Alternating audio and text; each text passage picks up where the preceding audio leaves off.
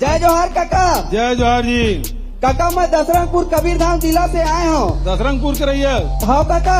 बता भाई। काका 5 साल हो गए काका मोल पुलिस भर्ती की तैयारी करत। हाँ हेलो काका। हाँ, सुना था बोल लगा। हाँ काका। अभी पुलिस भर्ती चला थे ना। नहीं काका आरक्षक पुलिस भर्ती नहीं चला काका भर्ती। तभी भर्ती चला थे काका रे। ओ SI के काका। SI के अभी पास हो काका। अभी बस्तर फाइटर के भर्ती करे करवा हम नहीं दिए। डाले काका, हम बस्तर बस के डाले रही से। अच्छा तो वो मतलब जरूरी है ना नौकरी करना। यस सर काका। हाँ। 5 साल हो गए काका, पैर टूट गए काका दौड़त दौड़त। अब तो भर्ती नहीं हो सके, फिर गोट टूट गया। ला देते हो काका भर्ती ला काका एक ठो।